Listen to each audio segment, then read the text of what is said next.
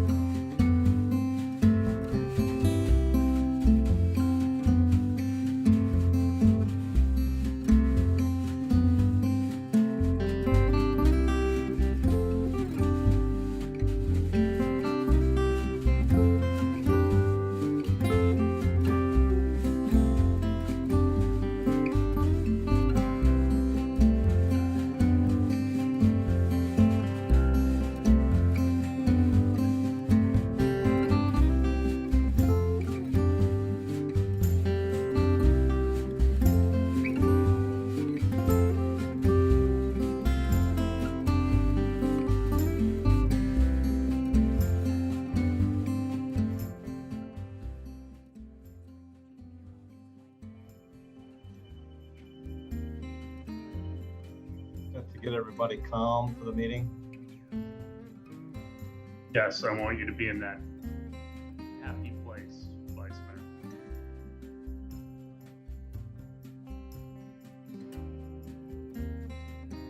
All right, good evening. It is August 20th, 2020. I'm going to call the council meeting to order. I have to read a disclaimer because we're using Zoom this evening. To ensure public safety and comply with the governor's safer at home order in response to the COVID-19 virus, the Clearwater City Council will hold a public meeting on Thursday, August 20th, 2020 at 6 p.m. using communications media technology. Pursuant to Executive Order Number 20-69 issued by the Office of Governor Ron DeSantis on March 20th, 2020, municipalities may conduct meetings of their governing boards without having a quorum of its members present physically or at any specific location, and utilizing communications media technologies such as telephonic or video conferencing as provided by Section 120.545B2 Florida statutes. The meeting will be held through the Zoom platform and will be broadcast live on the city's website at https://government/council-meeting-streaming-videos. On Facebook at www.facebook.com/City of Clearwater, and on the YouTube channel www.youtube.com/myclearwater, as well as the following public access TV channels: Spectrum Channel 638, Frontier Channel 30, and WOW Channel 15. If you plan to speak on any agenda item tonight, we would ask that you fill out a comment card before coming to the podium. And at this time, everyone in the chambers, I would ask for you to stand for the invocation given by Reverend Curtis Page from Heritage United Methodist Church, and I would ask that you remain standing for the Pledge of Allegiance. Reverend Page. Thank you, Mr. Mayor. Please pray with me as I pray. Father God, thank you for this opportunity to gather together today, even in this time of separation. Thank you for the many blessings that our community has. I pray for those that are in the offices that govern this community, and that they will make wise and godly decisions which are always in the best interest of the community. Even when there are differing opinions from these leaders, I pray that you will bless each one of them. God, please bless these men and women in the city government, the mayor's office, the commission, and all elected officials. We ask for your hand of blessing on this meeting. We ask that you would guide and direct this meeting so that it is full of wisdom, productivity, and respect for one another. Thank you for helping us to accomplish our work and our goals these days. It's in your powerful name we ask these things. Amen. Amen. Thank you, Reverend Page. We appreciate you coming out tonight. Now, if you would join me in the pledge. I pledge allegiance to the flag of the United States of America and to the republic for which it stands, one nation, under God, indivisible, with liberty and justice for all.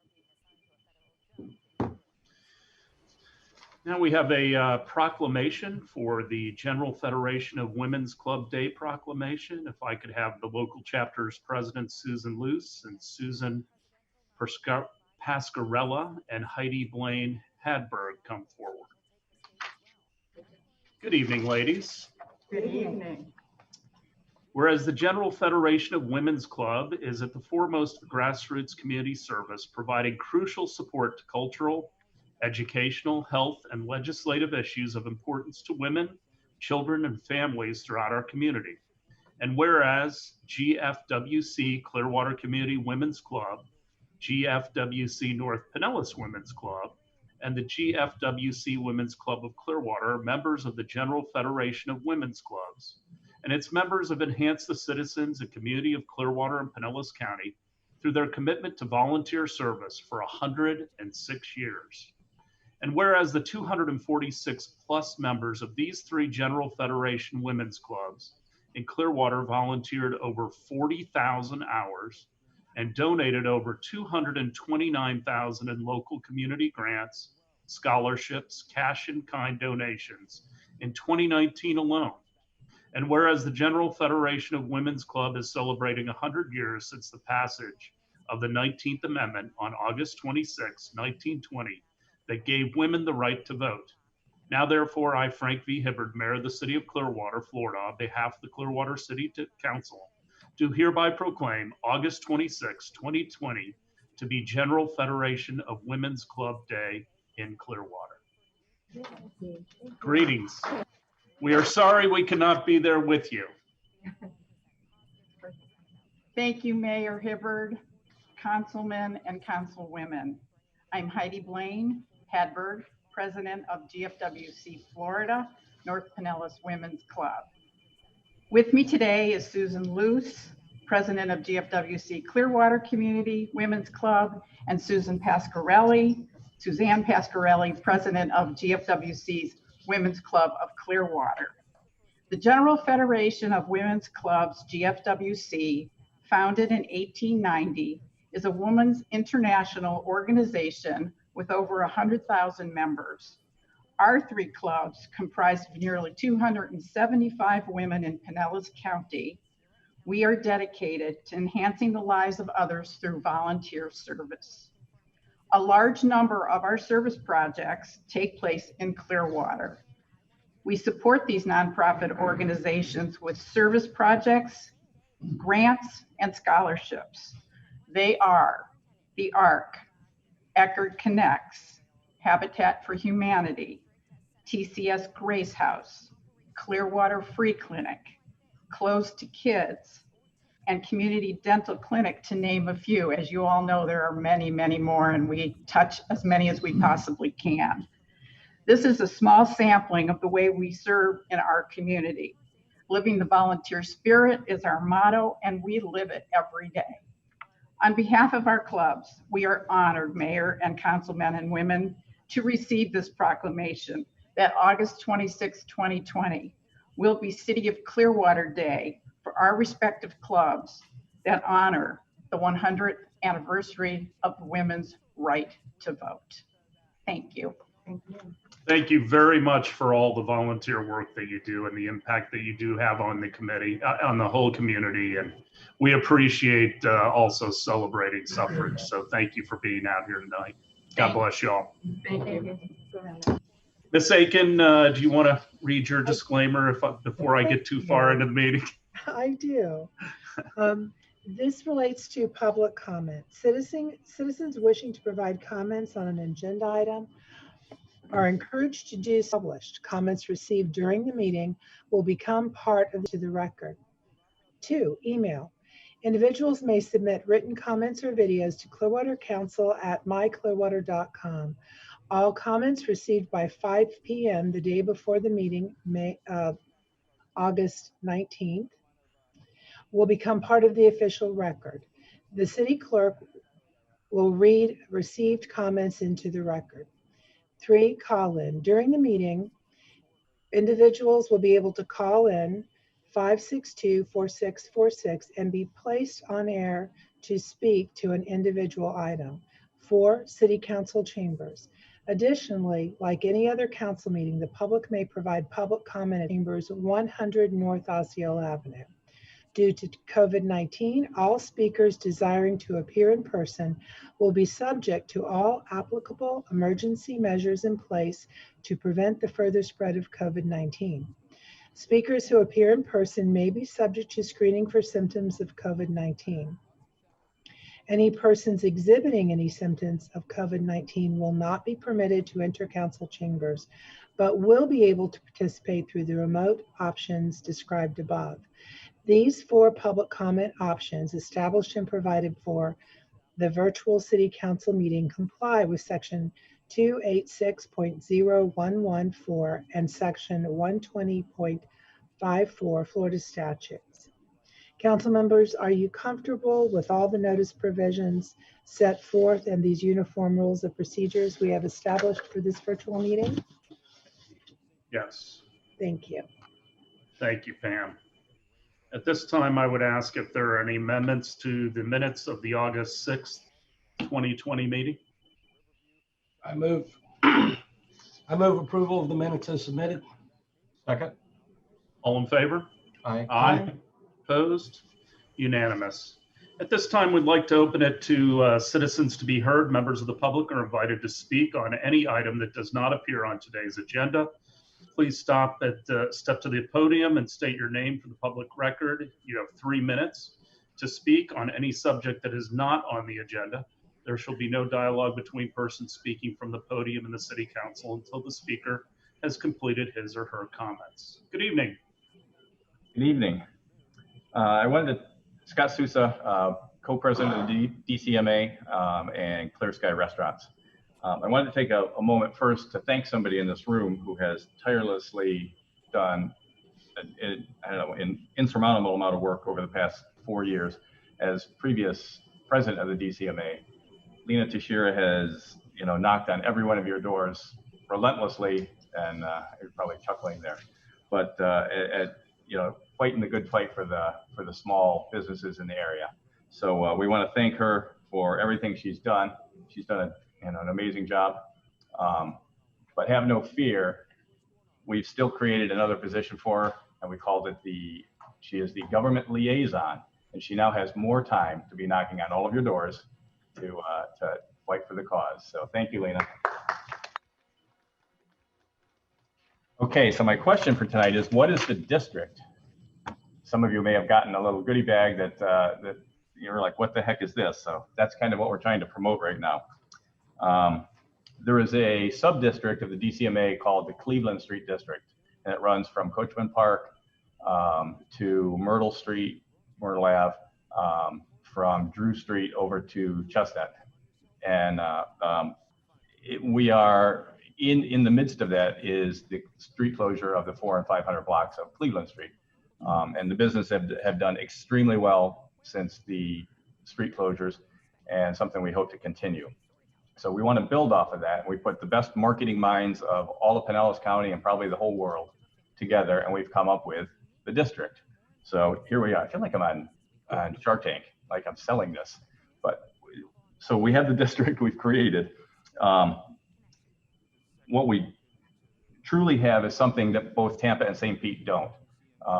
We have outdoor dining with live music, with a beautiful view of the water. We have a spot that once we get back to normal a little bit more. We can have outdoor markets. We can have night markets. We can have produce markets. We can have arts and crafts shows. You know, we will be able to supersede anything that Dunedin and Safety Harbor have, because we have the facilities and a way of doing it. So we're extremely excited about this. And we have retail shops there. You name it. We want to tie in the Florida Symphony. So we have all sorts of arts and entertainment to go along with it. But most importantly, what we finally have is an identity for downtown Clearwater. We want to be known as the outdoor entertainment, you know, venue of the entire Tampa Bay area. So that in a short is what the district is. We've scheduled a marketing blitz in conjunction with the CRA. Amanda, Howard, and Rosemary have all been extremely helpful. And beginning on the 15th of September, we are having a marketing blitz to all media in the area, radio, TV, print, and we would like to invite all of you somewhere between the 21st and 25th of September to have a ribbon cutting ceremony for the district in right downtown, and to promote it. We've got Charlie Belcher there. We have all sorts of great ideas, but we're going to make a whole week of it and make it an event as much as we can at this time. But we'd love your help and support to be able to do that. We have all sorts of things going on. We have a direct mailer that's going out that everybody will receive. 7,000 people in our area. We plan on emailing that probably, or mailing that rather, probably, I don't know, 8 times, 10 times between September and the end of the year. We have little fans for when it's sitting outside and it's hot, and you need to do that. We have masks, obviously. We have shirts. We have, I can't even name it all. We have so many things, sorry. We've contracted a social media person to tie into the new website that we have, which is the district. So I guess I'm running out of time, but thank you for your time. We hope to get some support from you down the road on that. And it's going to help better, downtown Cleveland and have a reason for people to come down. So thank you all. Thank you, Mr. Sousa, and thank you, Mrs. Shara, for all she's done for the district. And we look forward to continuing to partner with you to make downtown Clearwater great. Thank you all. And I believe, go ahead. Hi, Carolyn Bradham. Yes. Scott and I are co-chairing, as you know, and I just want to thank the city. First of all, thank you so much for allowing us to extend our closure till the 14th of January. We really appreciate that. There's been so many positive comments. There's so many positive things going on with the voucher program that the city has sponsored for us. I would say I've talked to 4 restaurants this week, and overall the last 4 weeks versus the prior 4 weeks, there's definitely been an uptick in business for us. And a lot of that to a large degree is because of that voucher program. The people that are coming in, we've had people who haven't been downtown for a year and longer. And through the voucher program, they've come back down to see what's going on, and they are really excited. We've gotten a lot more signatures for keeping that road closed. So don't worry, we'll be working with you on that. And I want to thank you. There's so much synergy now between our merchants and the city and the different businesses. No4, by the way, donated $4,000 to buy 35 fans for us to put outside to keep the air moving and cooler. And because of our working together with the city, the first call I made was to Howie, our fire inspector, to come down and make sure that as we installed these fans, we were doing it per code versus waiting for somebody to come and tell us what we had done wrong. So we are really trying to work within the parameters that the city needs for us to be able to stay open and make this a very safe, but really attractive place for people to come to.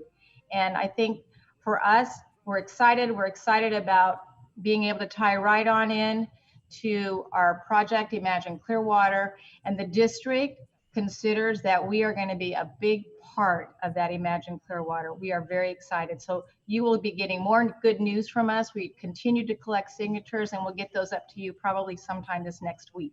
Thank you. We will look forward to it. All right, thanks. Thank you. And I believe we have Lisa Lanza on the line for citizens to be heard. Ms. Lanza?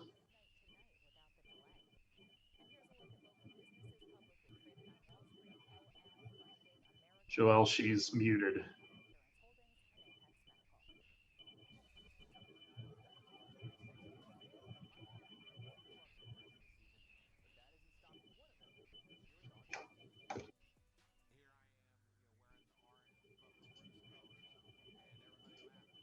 So who would be able to unmute her?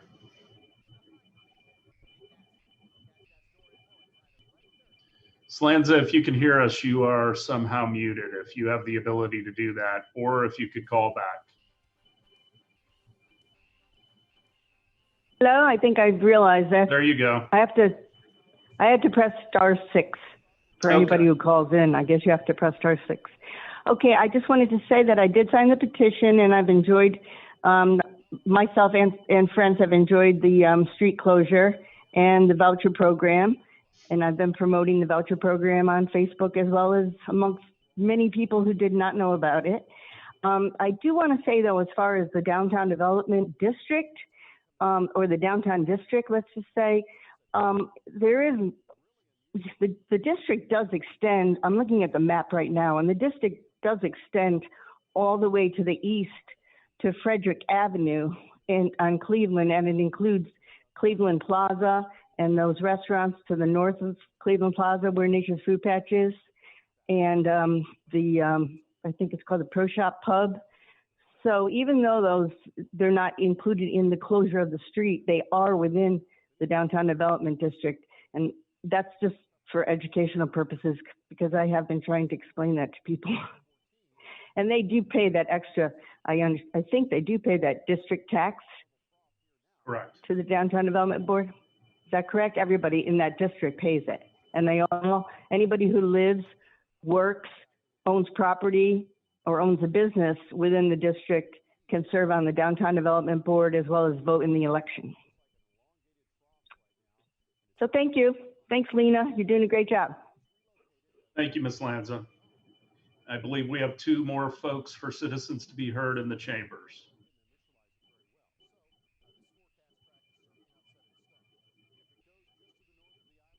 Hi, my name is Marty Marshall, and I am here to give you your dose of the Florida Constitution.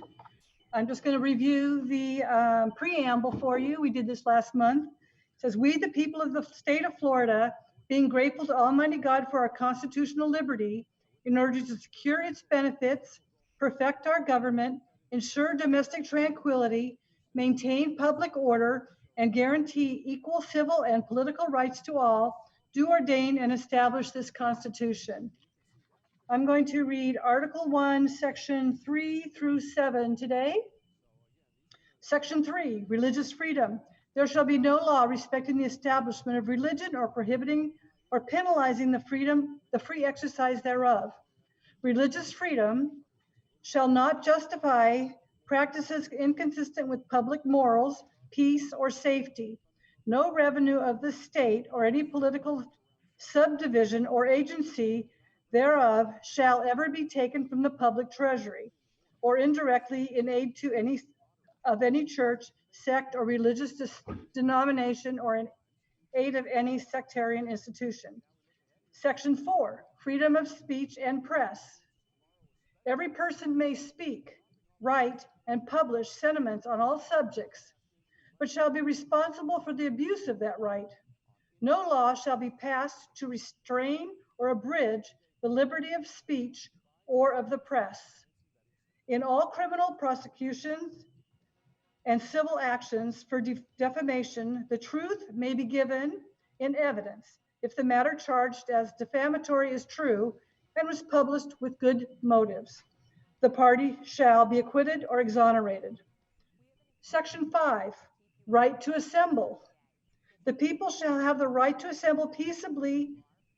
The people shall have the right to assemble peaceably, to instruct their representatives, and to petition the redress of grievances.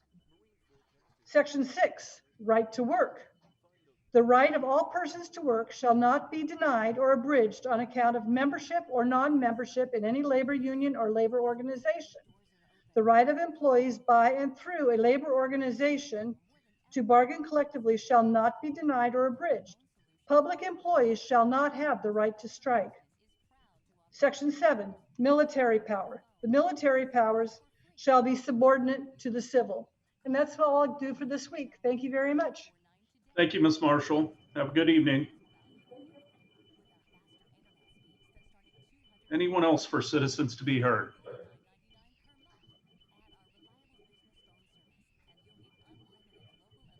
Hi, good evening again.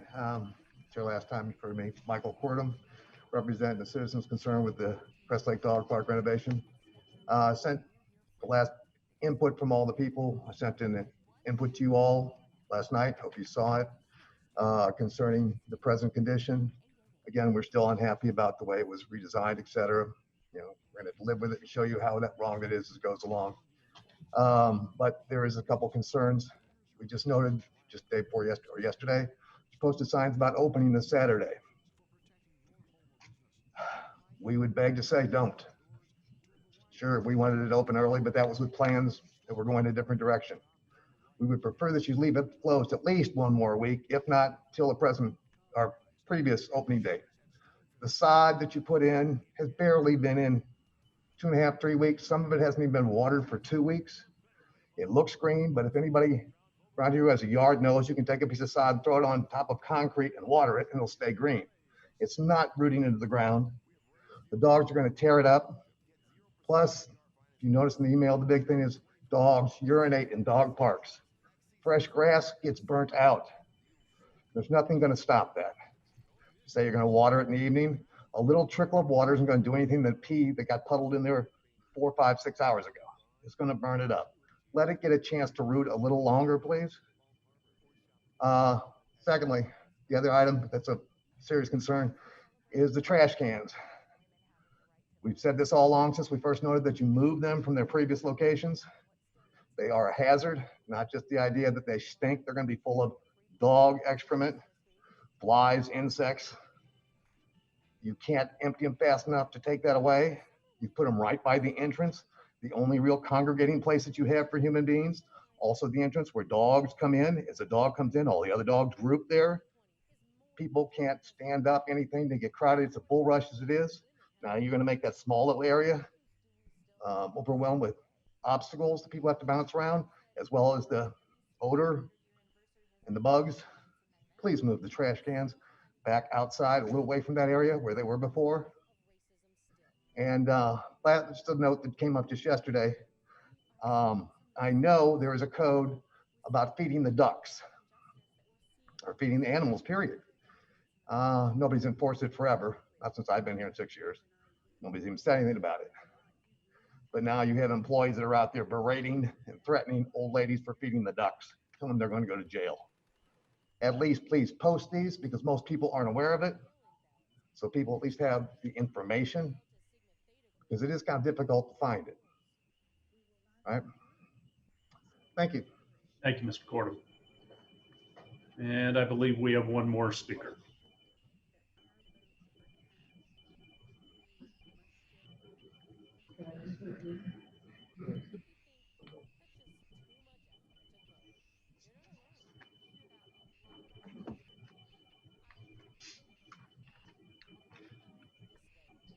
Good morning, or good afternoon, good evening, council members. I am Bill Johnson. I have turned in a card.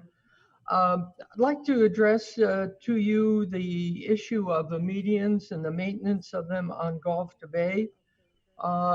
Don't think it's what we expect from Clearwater. And I know that the city has a maintenance contract, but that doesn't cover replacement of plants that die and are needed. Here's another shot. I've been informed that there are plans in the future to do a total renovation of them, but I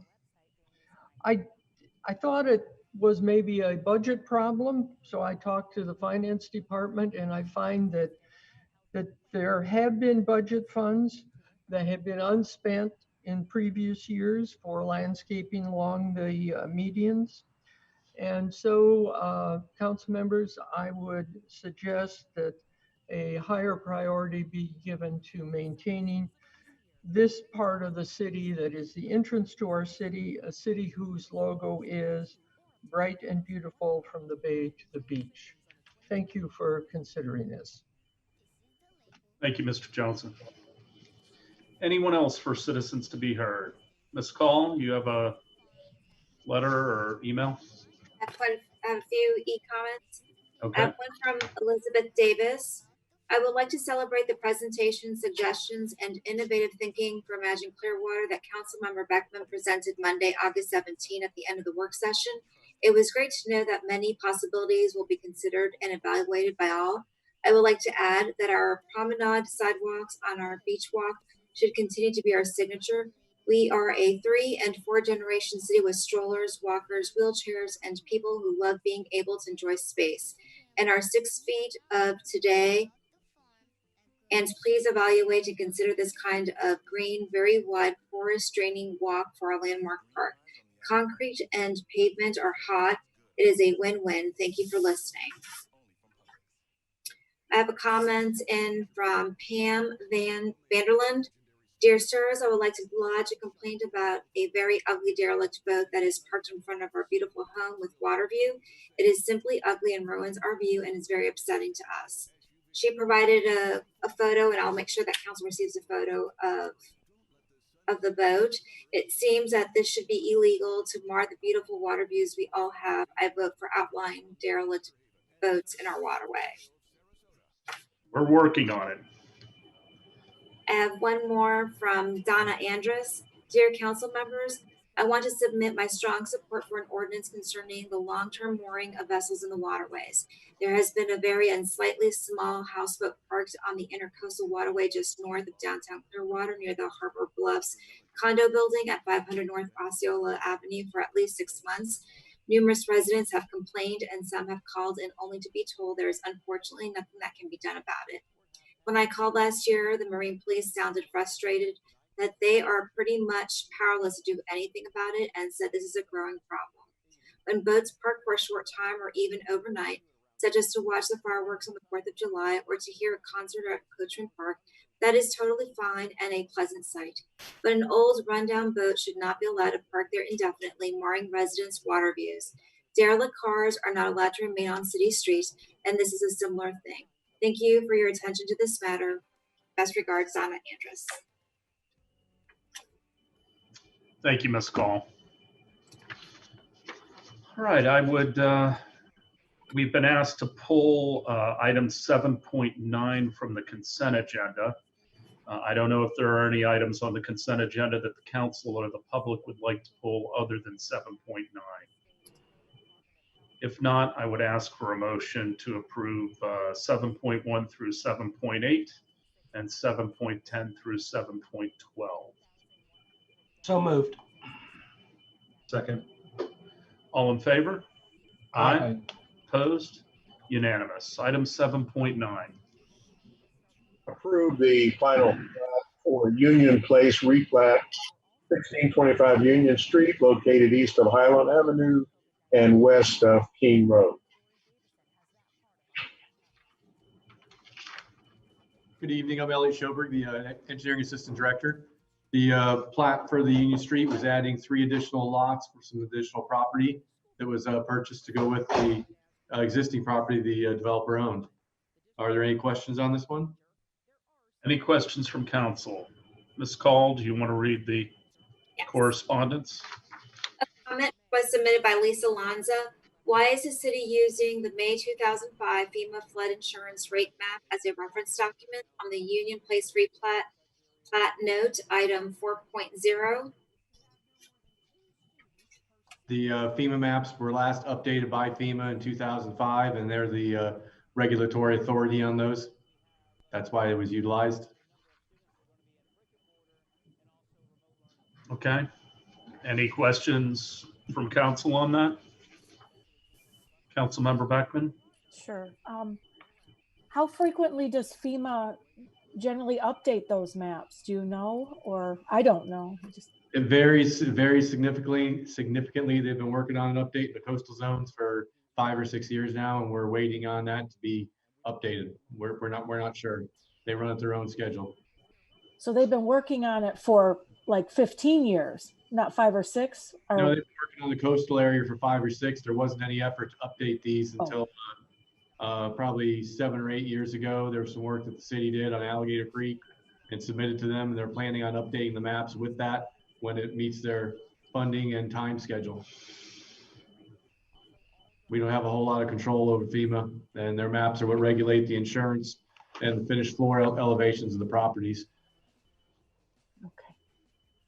Thank you. Welcome. Other questions or comments? Anyone from the public to speak to item 7.9? I have a motion. Move approval of agenda item 7.9. Second. All in favor? Aye. Aye. Opposed? Unanimous. 8.1. Accept a gas utility easement from BMR Development LLC for the construction, installation, and maintenance of a gas utility facilities on real property located at 3139 Little Road, Florida, and adopt resolution 20-34. Mr. Langill. Good evening, Brian Langill, Assistant Director for Clearwater Gas System. This is a gas utility easement for us to install and maintain our gas lines at a shopping center plaza in Pasco County. It's located at the southwest corner of Little Road and State Road 54. And the easement is sufficient to meet our operational needs to serve any customers within that plaza. I'd be happy to answer any questions. Any questions for Mr. Langill? Anyone from the public to speak to item 8.1? Have a motion? Motion to approve item 8.1. Second. Thank you. All in favor? Aye. Aye. Opposed? Unanimous. Ms. Aiken? Ordinance number 9383. Oh, wrong one. Resolution. Resolution. Want me to do it? 20-34. Okay. A resolution of the City of Clearwater, Florida, accepting a gas utility easement for VMR Development LLC for the construction, installation, and maintenance of city gas utility facilities, providing an effective date. I move that we adopt resolution 20-34. Second. All in favor? Aye. Aye. Opposed? Unanimous. 8.2.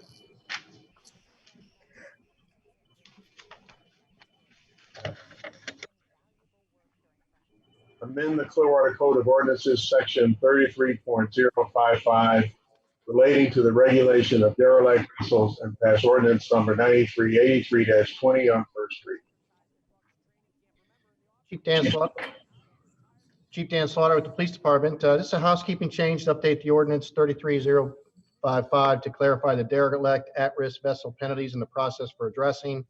It adds clarifying language related to derelict vessels and navigable waterways, and provides for a process for dealing with derelict vessels to be handled through a civil citation process through the city magistrate system provided for in Article 7 of the Clearwater Development Code. We're currently working a total of probably 8 vessels at this point. We have a total of 2 derelict and 4 at-risk that are south of the causeway. Of course, the one that was referenced, the 2 that were referenced earlier, one up in Mandalay, and then also the one north of the causeway. More than happy to take any questions. Any questions for the chief? Vice Mayor. Chief, can you describe what the procedure is for declaring a derelict vessel from the time that you declare it to the time that it gets taken care of or hauled off? Well, part of the reason that we're making some of these shifts in this language is so that we can actually have kind of more a process that can be managed in-house. Currently, we would utilize and go through the Florida Wildlife Commission, the FWC officers. There would be a posted notice on the boats. There would be a process to go through a county system for it to be declared, and then a removal after that. With this process, we hope to be able to move much quicker and much more expedient, and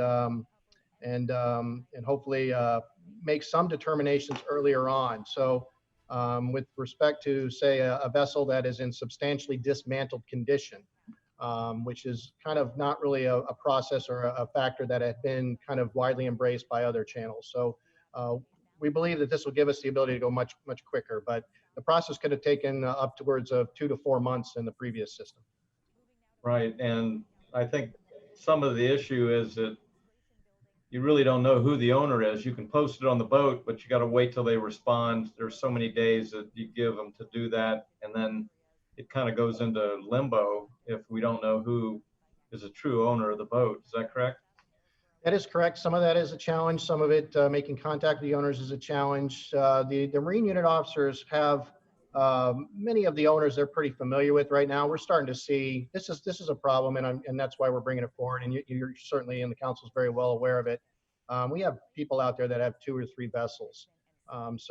Sometimes it becomes more about kind of trying to get them to remove it because of trying to avoid the risk and the expense of the process. But quite honestly, with this ordinance, once it kind of gets through fruition, there's really not a requirement that I have to have a 24, 48-hour notice. We probably will post it for a period of time. But in reality, if it meets the criteria of being in dismantled condition or certain other conditions, we can remove it much quicker. There was one on Mandalay that I think we were able to move it within a week. An expense of like $600 to the department, but we are trying to create a process that is much more expedient. And we did work up a system as well with the Marine and Aviation. So when we encounter some of these vessels that had drifted into private docks and private seawalls now, if we're capable of moving them, sometimes that's a challenge, but if we're capable of moving it, we are taking it to a transient slip and putting it there while we go through the process and make arrangements for the removal. It's hard to give you a date certain time because it is having to negotiate and work with the removal services, and there's definitely several factors in play here, but we are trying to streamline the process. It's been a goal of ours for this entire year to work on it. And is it true that you go through the process, we finally get somebody to tow it, put it down into where they take the derelict vessels? If the owner doesn't claim it, does the city get the bill for that? Well, I will say with this process, we are potentially going to be at risk for absorbing some expenses, to be completely open and honest and for the purpose of disclosure. There is the ability in the judgment order, once it's determined and it goes through the civil citation process, to essentially attach that fine to the owner. If we're able to recoup those fees or not. It's not as seamless like a car where you're able to get the title and sell it, because quite honestly, as you're very well aware, some of these things are in such poor condition, they have really very little to no value. Yeah. Thank you, Chief. I just wanted you to kind of explain that for the public so they understand it's not something that just happens in a couple of days. Yes, sir. And Matt's here if you want more. Matt Smith, the attorney, is here it's going to handle these for us, but we are trying to shrink that date time because I know that's a frustration element for our public. Thank you. Other questions for the chief? Anyone from the public to speak to item 8.2? Move approval of agenda item 8.2. Second. I take it there's no one in council chambers anymore, huh, Chief? No, sir. Just a few spectators. Okay. Thank you, sir. I have a motion and a second. All in favor? Aye. Aye. Opposed? Unanimous? Ms. Aiken? Ordinance number 9383-20. An ordinance of the City of Clearwater, Florida relating to the regulation of derelict vessels, amending Code of Ordinances, Chapter 33, Waterways and Vessels, Article 3, Vessels, Section 33.055, prohibited mooring, beaching, or placing of vessels, prohibiting derelict vessels from being left in city waterways, providing for enforcement, providing an effective date. Anyone to speak to ordinance 9383-20? I have a motion. I move that we pass ordinance 9383-20 on first reading. Second. All in favor? Aye. Aye. Opposed? Unanimous. 8.3.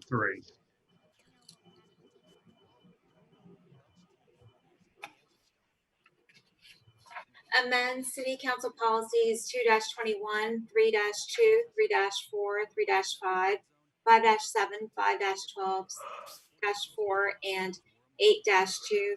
Council members, during the work session, I reviewed the policies regarding special events, citizen inquiry responses, special event street closure limitations, landscaping of city roads, and amplification of sound at city venues. Most of them were amending languages to make it current practice.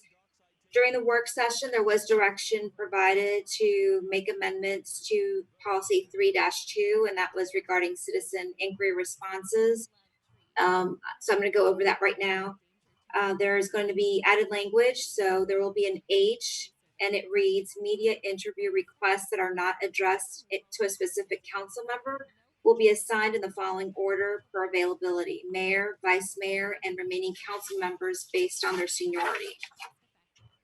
A second addition, letter I, council members scheduling individual meetings with the same citizen/group shall coordinate background information through the city manager prior to the scheduled meeting to ensure council members have consistent information.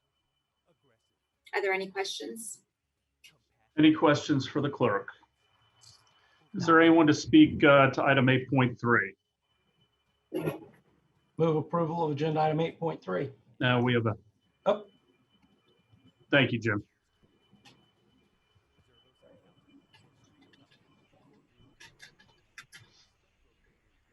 Thank you, council members. I'd like to recall, this is Bill Johnson again. I'd like to recall the Clearwater Charter Review Committee recommendations in 2019. And they did make several recommendations relative to goal management of the city. And the council at that time thought that those recommendations were better not put in the charter, but rather adopted in council policy. And so it seems like appropriate that this time would be the time that you would incorporate those recommendations. I didn't see them in there, so I'm wondering if you considered it and rejected those, or if that's something that would be coming up in the near future. Thank you. Thank you, Mr. Johnson. That is something that I was hoping would also be included when we had our meeting that we had talked about at the work session on Monday, to talk about philosophy and some of the concepts that are most important, kind of driving forces for each of the council members. I think that is a natural outcome from that meeting, is we will be talking about how we want to measure the outcomes that we have within the city. So that is when I plan to address it. Hopefully that addresses Mr. Johnson's question. I don't know how the rest of you feel about that, but I think that's the appropriate time to address it. Any comments? I agree with it. I do too. Okay. Anyone else from the public to speak to item 8.3? I have a motion from Councilmember Hamilton. I need a second. Second. All in favor? Aye. Aye. Opposed? Unanimous. 8.4.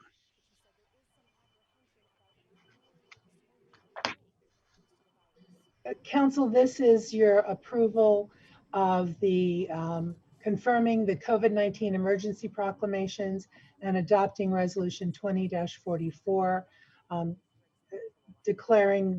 continuing the declaration of emergency. Any questions for Pam? Anyone from the public to speak to this item? Do I have a motion? Move approval of agenda item 8.4. Second. All in favor? Aye. Opposed? Unanimous. Resolution number 20-44, confirmation of COVID-19 emergency proclamations, August 20th, 2020. A resolution of the City of Clearwater, Florida, confirming declarations of a state of emergency, providing an effective date. Anyone to speak to the resolution? Do I have a motion? I move to adopt resolution 20-44. Second. All in favor? Aye. Opposed? Unanimous. 8.5.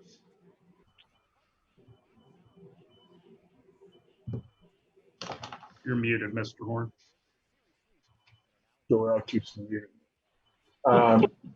She probably wants to mute me. Council, Mayor and Council, this if you recall our conversation on Monday's work session where we were trying to express and have a conversation around priorities, in particular planning priorities. But at the end of that discussion, it wasn't completely clear to me as to what level of priority you all were placing on actions that were meant to benefit by getting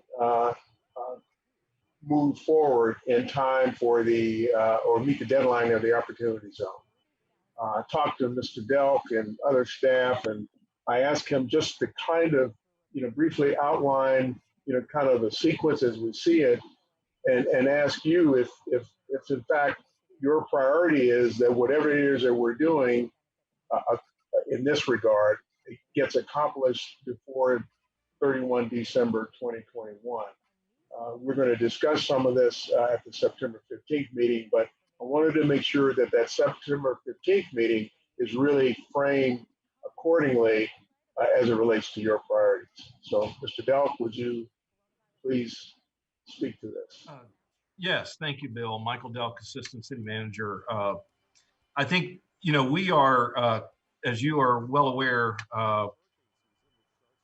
developing a strategy and some preparation for recommendations to you with regard to how we move forward on a number of fronts.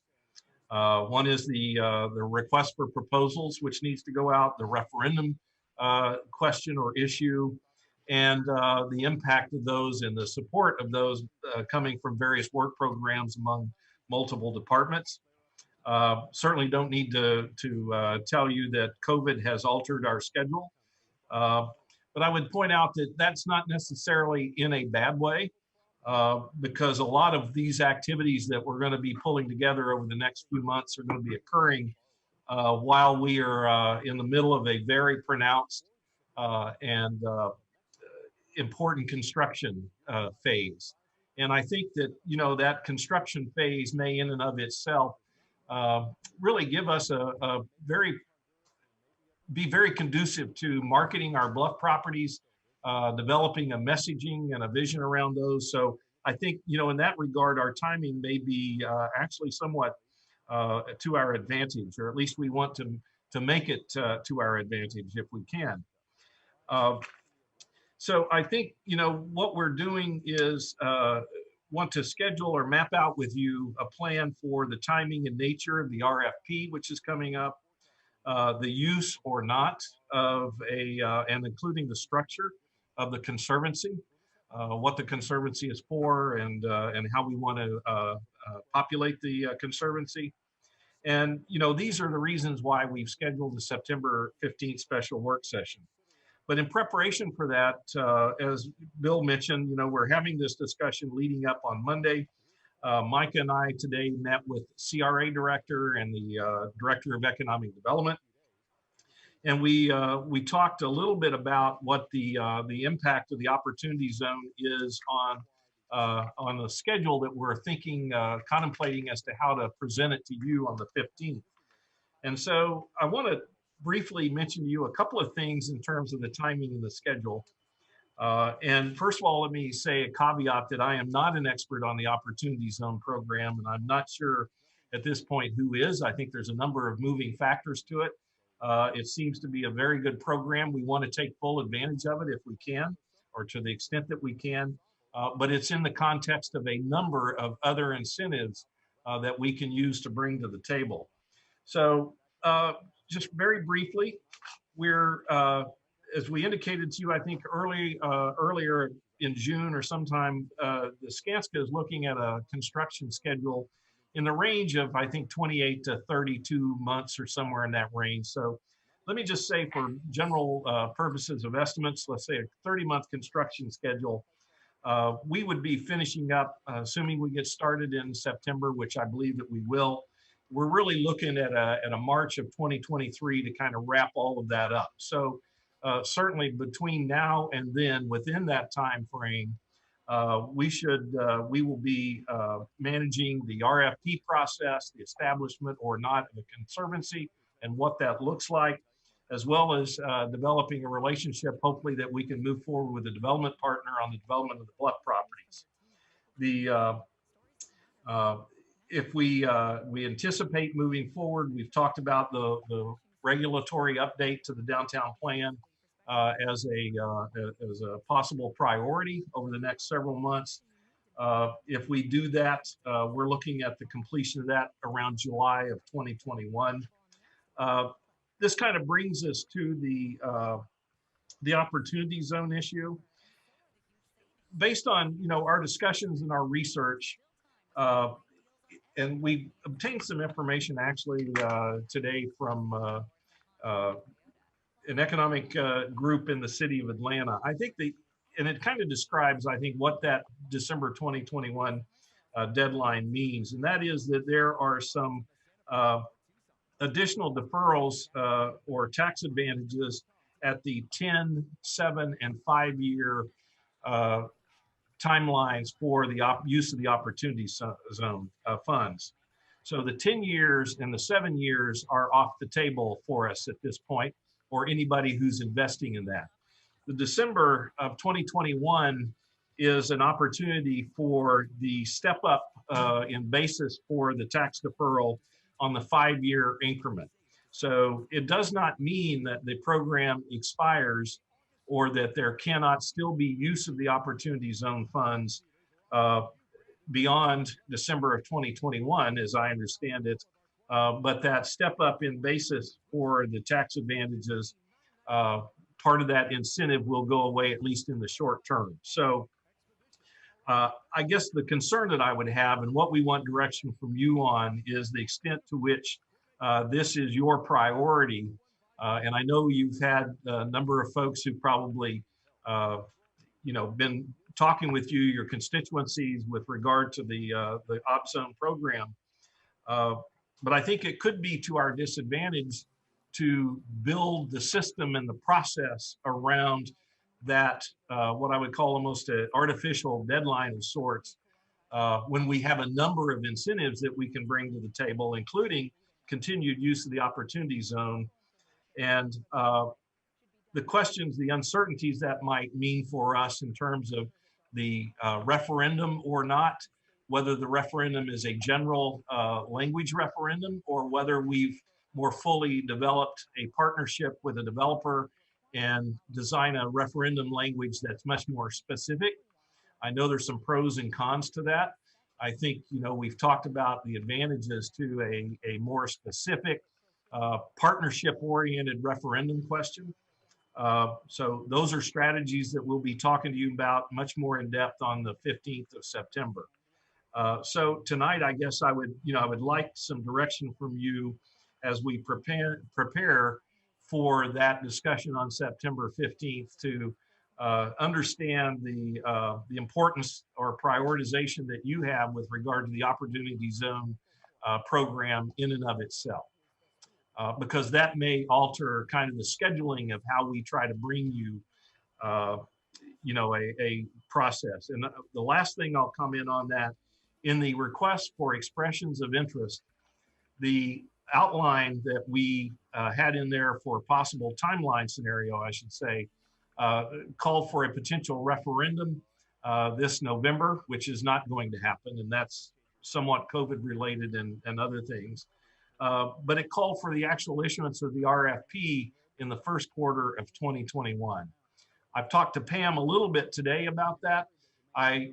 Without making any guarantees, I'm going to try to see if we can move that up to the fourth quarter of this year and getting the RFP on the street and get us a little bit of a head start on getting our marketing before the public. And I've looked at some of the ideas from our folks in the CRA, and they're really, I think they're onto some very good ideas for how we can market those properties and expand our level of interest in the RFP phase. So with that, I'll turn it back over to you, Mayor, and really I would like to know the prioritization that needs to be applied to the Opportunity Zone Capital program.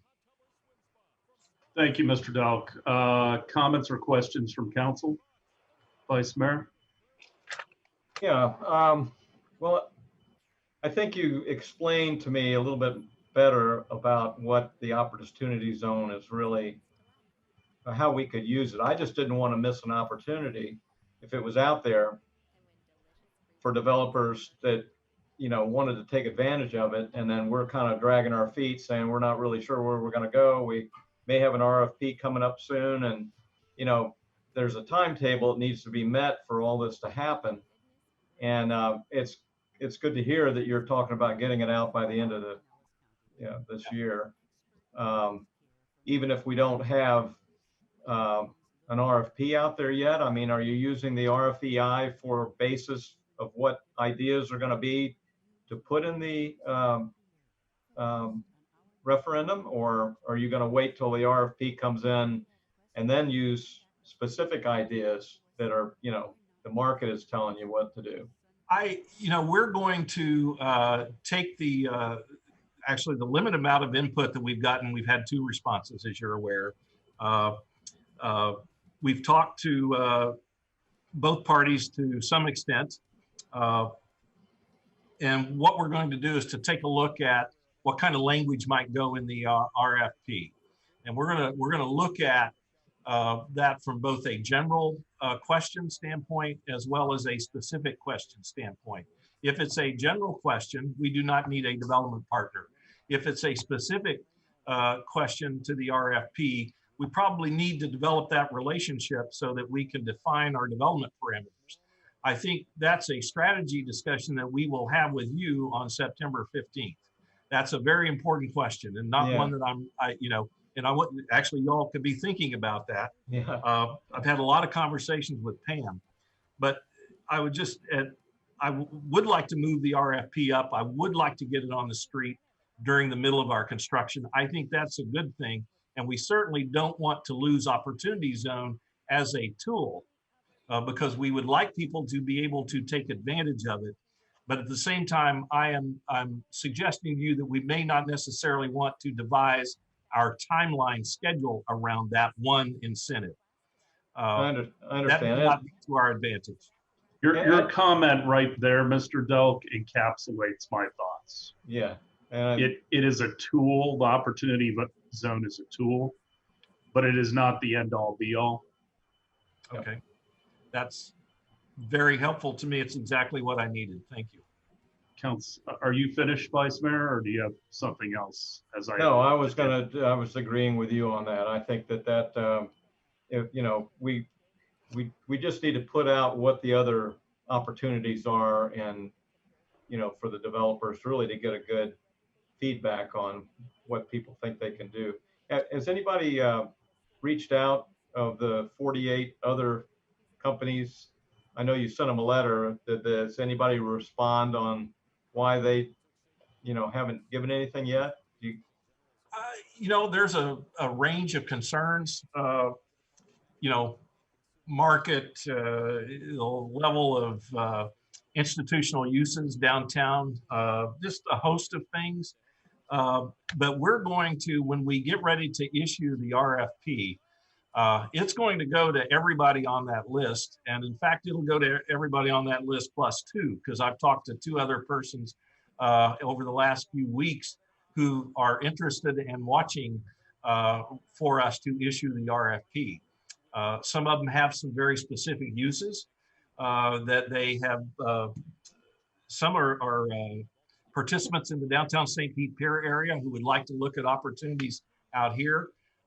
So, we're gonna try to find a way to let those folks know how they can be participants in our redevelopment effort, even if they're not necessarily individually all respondents to the RFP. Some may be, others may want to partner with people who are responding to the RFP.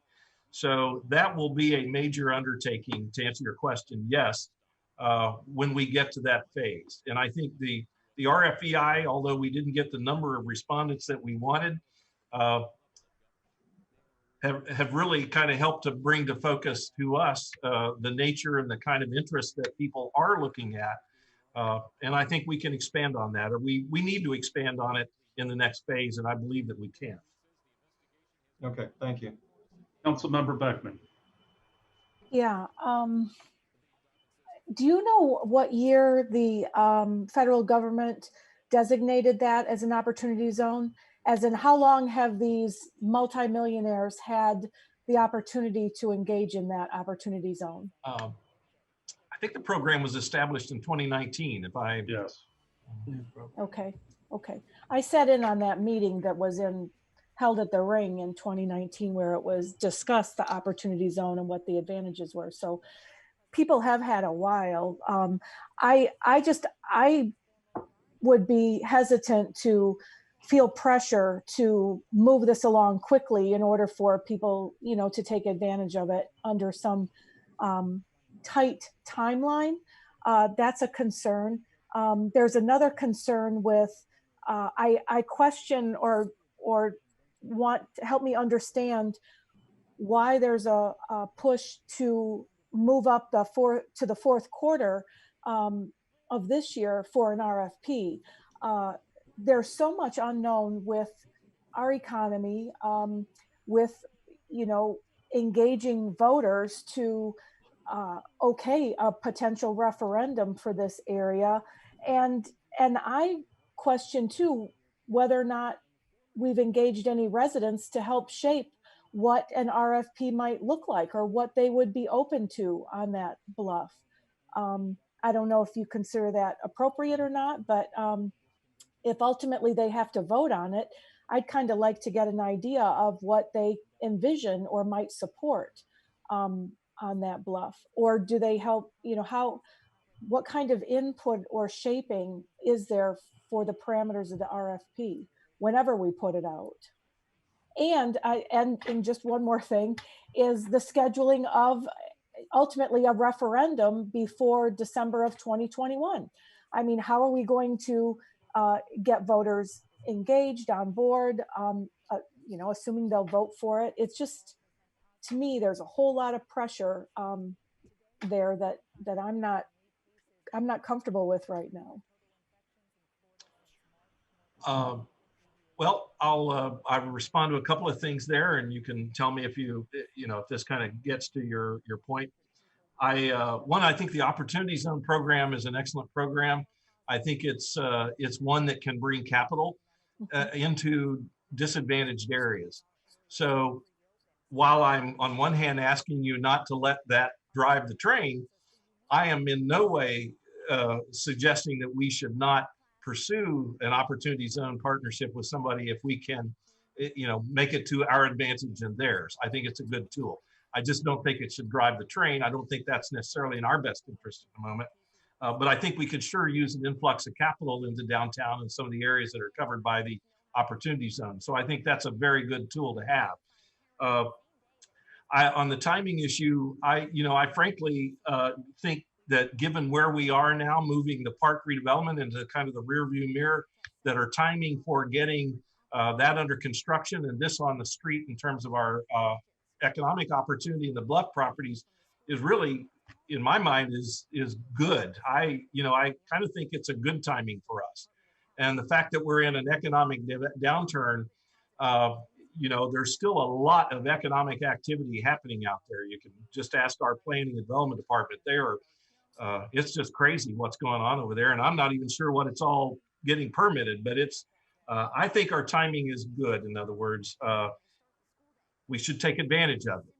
And that's why I get to the moving the RFP up. I think the longer, I would rather see us have the RFP on the street and let it stay there a little bit, trying to generate interest and in it, than not having it on the street where people can respond to it. I think all of that's going to occur in the middle of a lot of very notable construction. So those are just a series of things that I think line up to our favor. And I'm really, I want to take advantage of those, which is why I'd like to move that along quicker. And if we're going to take a little extra time, let's take the extra time vetting a potential partner or partnership with the bluff properties. That would be, I think, a better expenditure of time. And the last thing I'll say that you commented on, I don't know that a public process for development of an RFP is appropriate. I think that's where we're going to look to you as our elected officials to give us, the administration, direction on that. We will try to bring you an RFP scenario that you're comfortable with, that is consistent with our plans and our programs and our objectives for the park and our waterfront.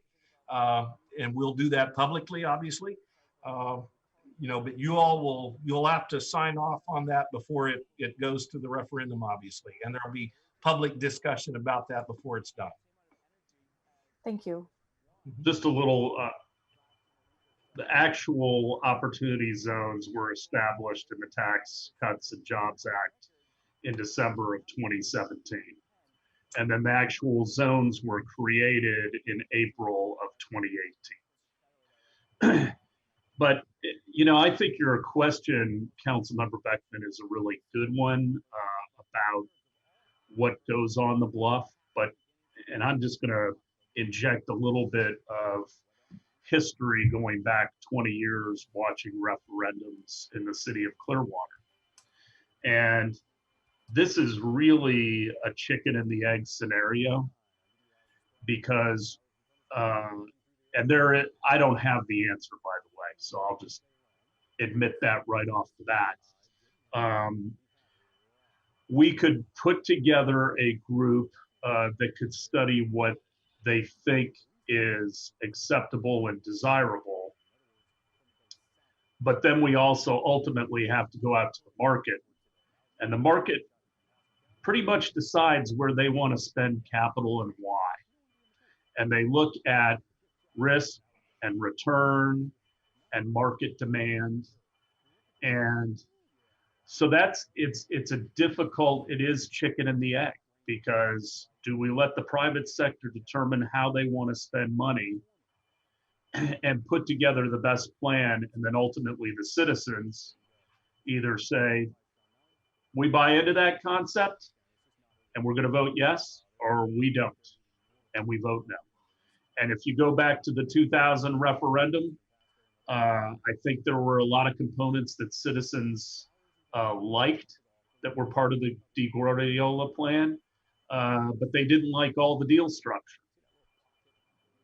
And at that time, it was to redo the entire bluff from Drew to Pierce. And it was going to be movie theaters, and 7 restaurants, and a hotel, and redoing Coachman Park and adding boat slips where the marina sits today. But it was a 99-year lease for $1 a year.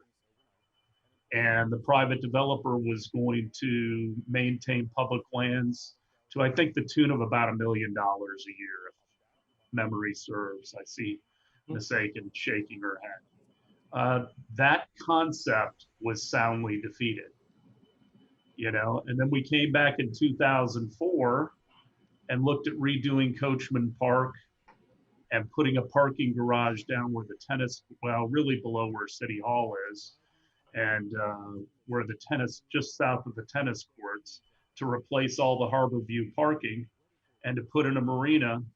And I think that referendum failed by about 700 votes.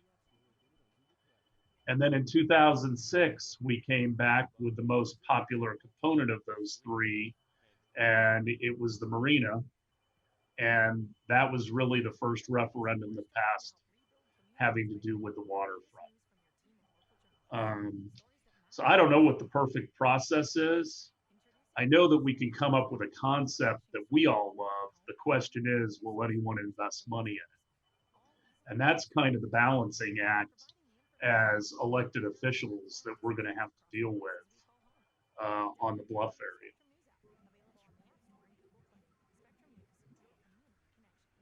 Councilmember Bunker. I'd be more interested in finding out from the other 48 or more developers who didn't respond, more details about why they weren't interested and how we can overcome some of their concerns. It seems like we really should have a grasp at what the real problem is, to try to spur some more activity. Can I, Doug, you want to? can I comment on that? Yes, sir. Councilmember Bunker, that assumes that the developers are going to actually tell you what you want to know. And that isn't something that is always easy to do. And so we have to trust that when we ask the question, that they have an interest in giving us an answer. You know, otherwise, we have to go with what we know. Okay. Councilmember Beckman.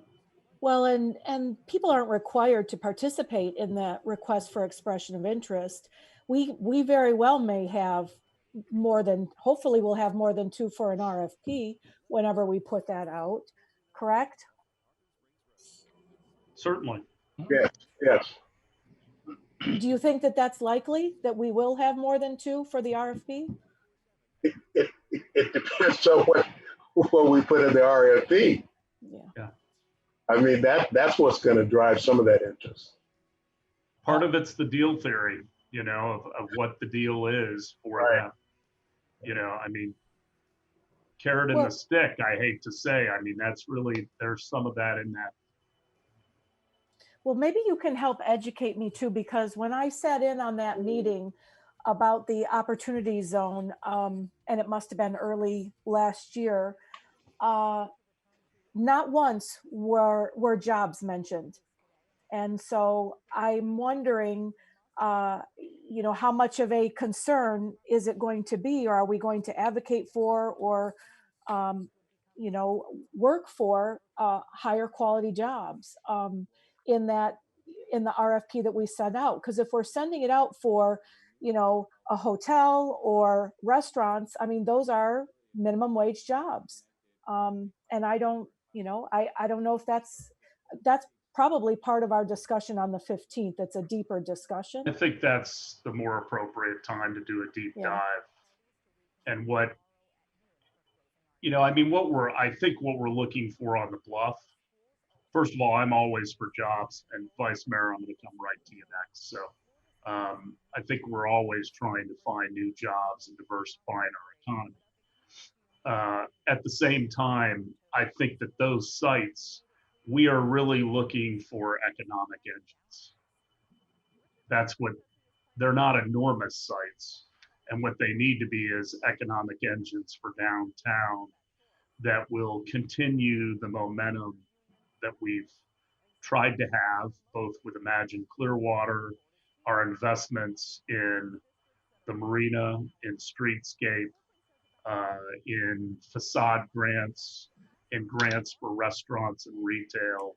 I mean, we do need more people living in downtown. That's a catalyst. Certainly it's helpful to have more jobs. We do have, I don't know what our occupancy is right now, Mr. Delk, in all of the office towers. Do you know that off the top of your head? I do not, sir.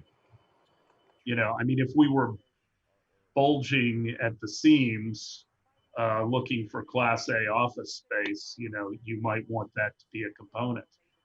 I wish that were an issue, you know, so that we would see something new. But Vice Mayor and then Councilmember Hamilton. Yeah, I just wanted, I feel this in my heart that we'll get a better showing of responses when the ground finally gets turned and we start going vertical on bringing Imagine Clearwater up out of the ground, and people can actually see that we've actually started on this. I mean, even though we've started now, you don't see too much of what's happening under the ground, but we start to go vertical on it. I think it's a good time, and we're going to be doing that in October, right? The end of October. Yeah, we're very close to the library work commencing and Duke getting started on the infrastructure in the park. So that's always in what I've always seen is you get something going, people actually saying, look, they're actually starting this thing, that they start getting an interest in what they can do. And the other thing you got to consider too, the property that's there will most likely be a lease, I would think. I mean, I don't think people are going to really be happy about selling anything west of Osceola. So whoever is going to be developing that will have to understand it will be, you know, it could be a long lease, but it's going to be something that's on. So you're not going to put condominiums on it, most likely, apartments, hotel. I mean, it kind of starts limiting what you're going to put on there. But it does have to be an economic driver. I mean, that's where our active edge is going to be. So but anyway, we'll have a good discussion. I'm looking forward to it in September. Yes. Councilmember Hamilton.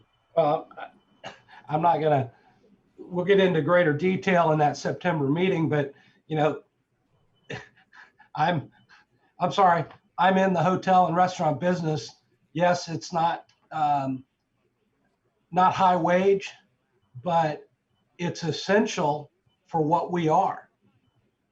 For our tourist economy, those jobs are essential. And, you know, to have Class A office space in downtown Clearwater, if we want more space to attract more employers, they're going to want a hotel near their office for their clients that come in from out of town to meet with them. They're going to want quality restaurants, probably a larger selection than what we have now.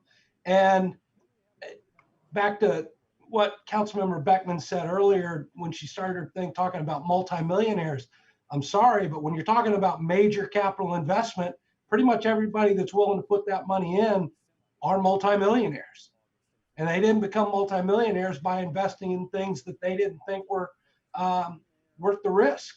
So, yeah, it's not the lower end of the economic scale that builds multi-million-dollar hotels and office buildings. So it's, you know, we'll have a deep dive in September, but you know, my focus isn't going to be on who makes the money from the ultimate development.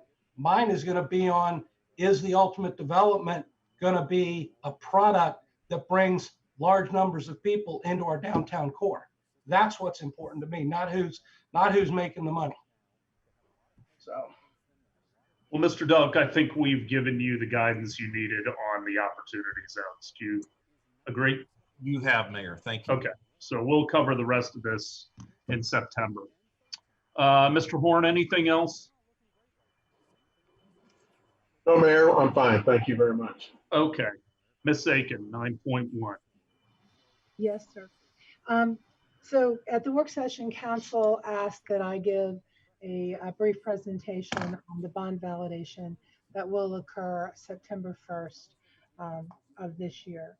So just by way of explanation, back in November of last year, council made a decision that a portion of Imagine Clearwater would be funded by bonds in the in the amount of $30 million. And you passed a bond resolution that authorized the city to go forward with validation of those bonds. And the purpose of that is to have a court determine our authority to incur bonded debt for the Imagine Clearwater project. They also determine the legality of all proceedings in connection with the project, including the pledge to covenant and budget to pay debt service in compliance with the city charter and special act. Given our charter and special act provisions, and that some citizens have expressed some concern that the project may not comply with the charter or special act provisions, our council has recommended that we seek validation of the bonds, which you authorized in that November resolution. The validation of the bonds will preclude any later challenge to the project on the grounds that it does not comply with the charter or special act. So what happens is we file the request for validation. The state attorney takes the role of opposing attorney. So we file the complaint against the state, any taxpayers, property owners, and citizens of the city. The state statute provides the state attorney represents the state attorney examines the complaint, and if she determines that the issuance of the bonds has not been duly authorized, she shall defend against the complaint. So the public has an opportunity to participate in this process. The taxpayers, property owners, and citizens have a right to either intervene in the bond validation hearing. That means they can participate fully as a party, allowing them to make argument, present evidence, cross-examine witnesses, etc. One can intervene by filing a notice in answer to the complaint or other pleadings prior to the hearing, or just by showing up at the hearing. They do not have to intervene in order to speak at the hearing. They can simply speak as members of the public. With regard to the taxpayers, property owners and citizens that just wish to speak, the judge does not necessarily limit them as to a time constraint, unlike at city council meetings. But to reiterate, the participation is limited to taxpayers, property owners, and citizens.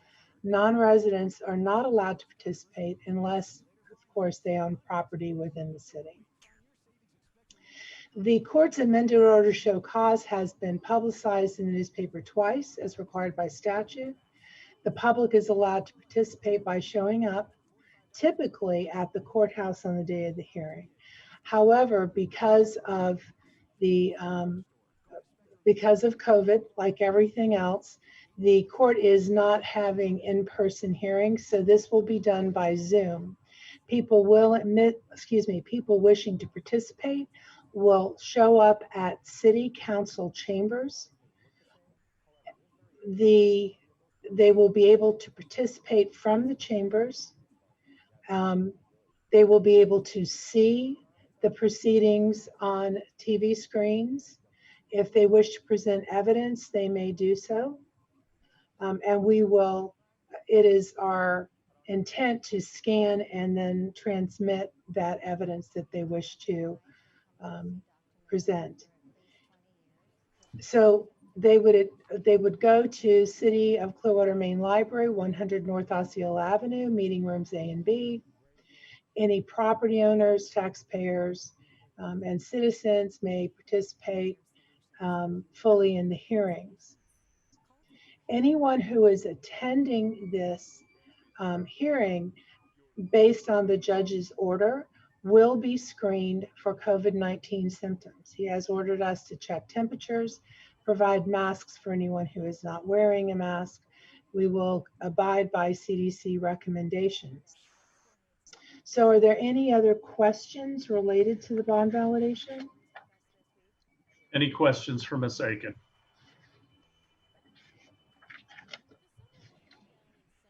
Well, thank you, Pam. I appreciate that update.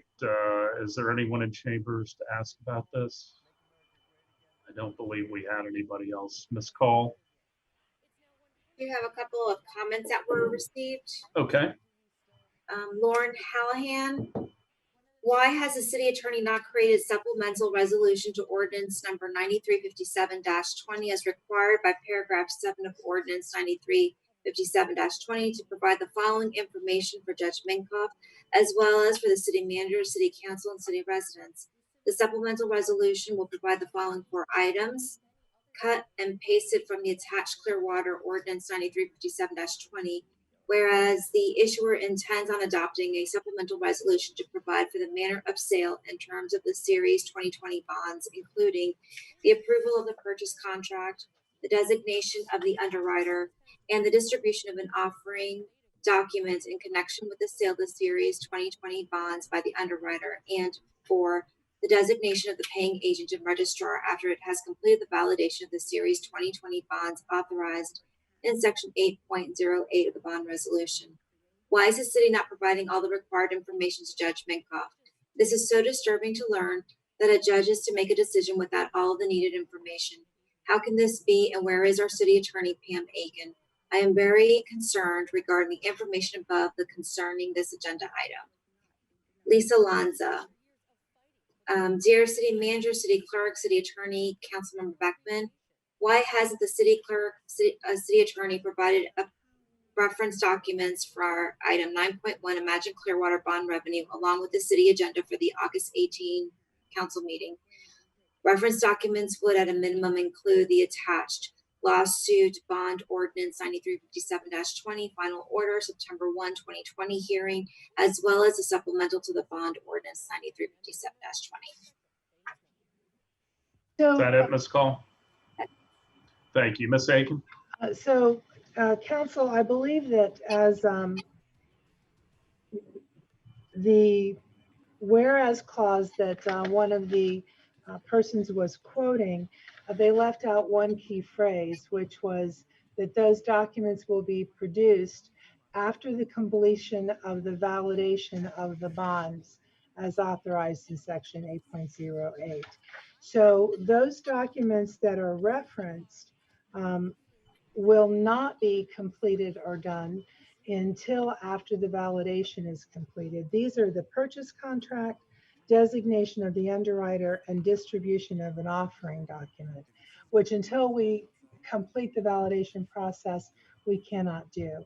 So your resolution and your ordinance both contemplate that that will happen after validation. So it's a sequencing. Yes, sir. And that is, of course, something that the court is aware of. Very good. Other questions or comments for Ms. Aiken? Anything else, Ms. Aiken? Yes, sir. I do have one other quick item. And as we were talking about the council policies, and we did not bring this up Monday, but I do want to suggest that we consider providing separate letterhead for the individual council members, which indicate not that it's from city council, your individual letters are from city council, but that it has the name of the individual council person and their seat number. Years ago, we did that. That was sort of pre-computer stage, or at least the pre-ability to be as digital as we are now. And it became expensive with having to redo the letterhead on a regular basis. But now we can do all that digitally, and Ms. Castelli has actually prepared a mock-up of what that would look like. I don't know if she can show us that or not, but it would be very simple. Instead of where your letterhead says council now, it would have the name of the individual council person. And that way, for expression of individual views that are not the views of the council, you could each use that letterhead. I think that would be appropriate because I don't think everybody shares the same opinion on every single issue. And I think it's best that if somebody wants to, take a position on anything, and it's an individual position, that it be represented in that way. Does everyone feel comfortable with that? I do. Mm-hmm. Yeah. Okay. That Thank you, Ms. Castelli, for taking care of that. She has, and we'll provide that to Ms. Kulagowski. I believe she already has a copy of that, and so it will be ready. Okay. Thank you. Anything else, Pam? No, sir. Okay, very good. With that, I'll turn it over to council members for closing comments. Who would like to lead us off this week? Vice Mayor? All the hands went up at once. Yes. I'm looking forward to the meeting in September. I will be back. I'm going to be out of town for a little bit, but we talk more about Imagine Clearwater and moving forward on that. I just wanted to say that on the mooring vessel anchorage issues, we had a good meeting this week with the city attorney and our lobbyist, Peter Dunbar, and also our representative, Nick DeSigli, and Ed Hooper. Talked to him as well, our Florida senator, about initiating plans for initiating a local bill for next session. But we'll be discussing this in council before that time. But I just want to say that we are moving forward on a plan, and we've got a lot of people that are concerned about this, and we've talked about it before, but we are moving it along, and hopefully have something by the end of the year we can come back to people with. Thank you for that leadership in that area, Vice Mayor. Councilmember Hamilton. I really don't have anything to say other than everybody needs to keep their eye on the weather report. Things could turn a little dicey early part of next week. So make sure your storm readiness plans are in order. And, you know, we always prepare for the worst and hope for the best. Yes, sir. Councilmember Beckman. Yeah, I wanted to thank you all for being so open to considering those environmental ideas for Imagine Clearwater Park on Monday. I thought that was a exciting meeting. I wanted to say thanks to all the Clearwater residents who went out and voted in the primary election on Tuesday. That was great. That's how our democracy works. I do want to stress, if you're not yet registered to vote, you need to get registered to vote. You can go to votepinellas.com, or you can go to registertovoteflorida.gov. We have a presidential election coming up on November 3rd, and overseas and military ballots are mailed on September 29th. And there are a number of important questions on our ballot. Not only will you be voting for president and vice president and state representatives, you'll also be voting on whether or not we want to convert the Landings Golf Course here in Clearwater into light industrial technology. So you must get informed on this very important issue. We're also going to have a question about minimum wage and increasing minimum wage over the next 5 to 6 years from a meager $8.46 to $15 by 2026. There's also an initiative about funding for Pinellas County schools. And finally, I'm wearing white tonight in honor of the 100th anniversary of the women's suffrage movement and the passage of the 19th Amendment. So please, in honor of those who fought so hard to get your right to vote, please get registered to vote, check your voter registration, sign up to vote by mail, get that mail ballot, and figure out how you're going to vote, whether you drop it off, whether you go in early or drop it in the mail. But I'm all about civic engagement, and your voice matters. So here we go. We got 70 some days. Thank you. Councilmember Bunker. It is remarkable that we have just a short amount of time until the election. And with all the stories we hear in the news about the slowdown of mail, it's very important for us to vote early and get those ballots in, whether it's through mail or drop them off. Just make sure your voice is heard one way or the other. And Leah Remedy says hi, and she's still considering opening up a store downtown. So that's all I have. Thank you, Mr. Bunker. Please remember to participate in the United States Census 2020. You can respond online, by phone, or by mail. Visit my2020census.gov to get started. As Councilmember Hamilton said, the tropics are becoming a bit active, and so you need to get prepared now. You can go to myclearwater.com/myhurricaneprep to see a whole list of things that you really ought to do. Tropical Depression 13 is getting a little worrisome, and it is headed our way, and it might be here Monday or Tuesday. So let's all get prepared ahead of time. Duke Energy has returned to their standard billing and credit practices, with disconnections for non-payment and late payment fees remaining suspended until September 1st. Customers still facing financial challenges can request an extended payment arrangement quickly and easily by visiting duke-energy.com or by calling 800-700-8744. So if you think you're going to face some issues there, please get ahead of that. The renovations to the dog park at Crest Lake Park are expected to be completed this week. So the dog park will be reopening. Upgrades include new landscaping, new turf, new amenities, new dog washing stations, and more. Crest Lake Park is currently undergoing a $6.4 million renovation, and we expect the entire park to reopen January of 2021.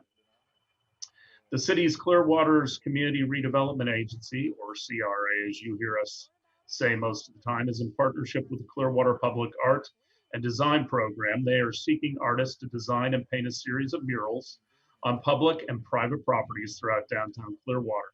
The call to artists for the second iteration of the Downtown Clearwater Mural Program can be found at downtownclearwater.com/mural program. Congratulations to summer campers at Countryside Recreation Center. Countryside Recreation Center worked with the Countryside Library to provide the inaugural Summer Camp Book Club. Kids ages 5 to 12 who attended the summer camp participated in the book club. Campers were provided time each week during camp to read to themselves as well as in large groups. Reader progress was charted, and the groups were rewarded with prizes, books, and special lunches as milestones were reached as a group. More than 210 books have been read. So congratulations to all of those campers. I want to thank the council for a good meeting tonight and a really good work session. I look forward to some of the work sessions we're going to be having in the future to talk about really big issues and also get to know one another's opinions even better. But with that, we are adjourned. God bless. Be careful out there this weekend.